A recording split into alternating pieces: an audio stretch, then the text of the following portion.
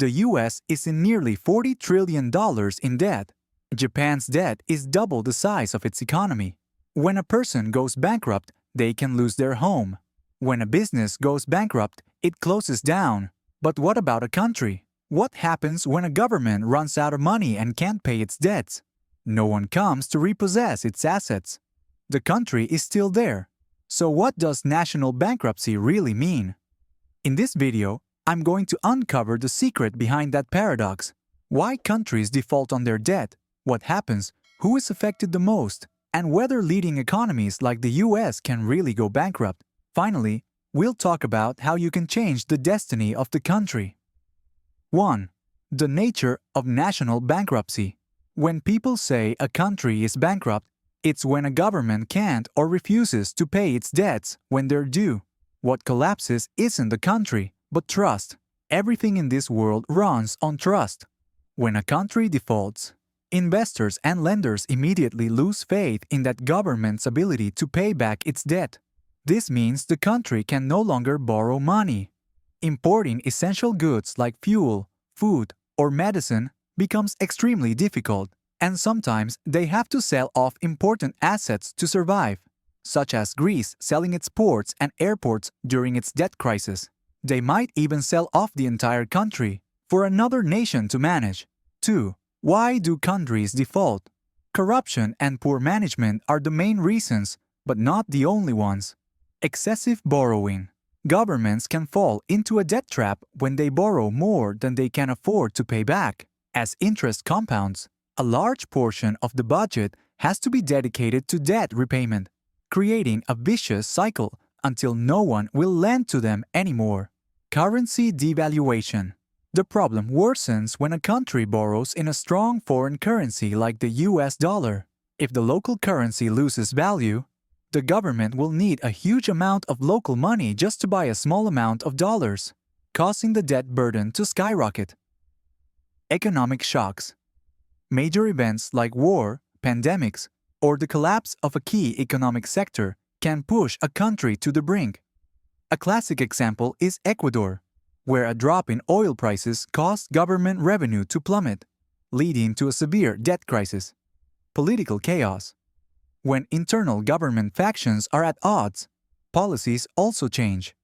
One government can take on debt, but the next one refuses to pay it back, as in the case of Venezuela in 2017.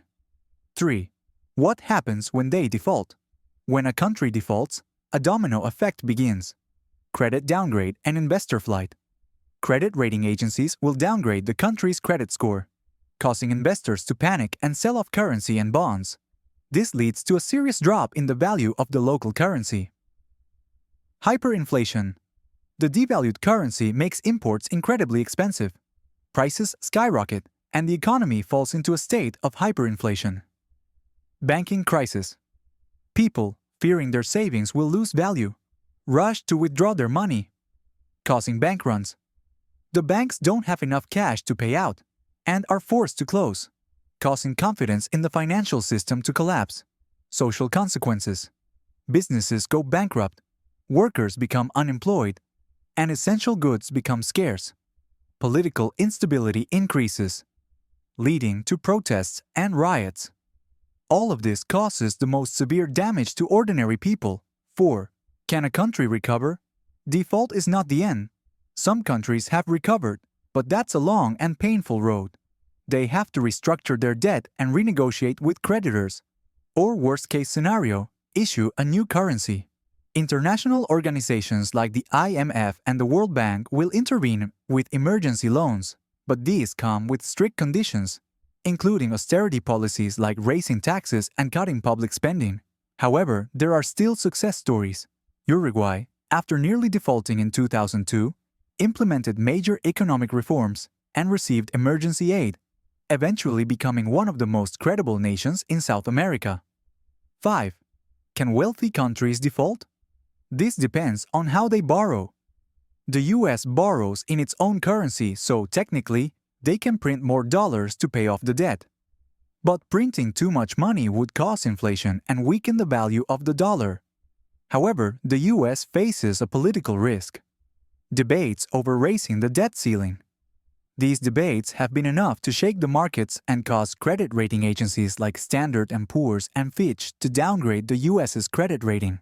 In my opinion, a country cannot go bankrupt in the same way an individual or a business can.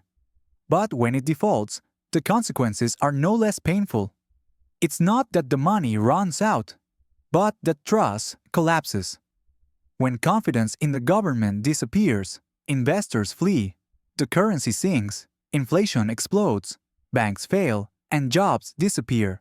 A prime example is Venezuela and Argentina, where I saw on the news that ordinary people are the ones who have to endure it all. Poverty and disease everywhere. It's a heartbreaking sight. Remember, when we elect a leader, we don't just give them power, we also give them the future of the country. They can be an architect who builds a strong foundation, or become a wave that collapses everything in the blink of an eye. Thank you for subscribing to the channel. See you in the next interesting knowledge video. I feel proud to be an American citizen.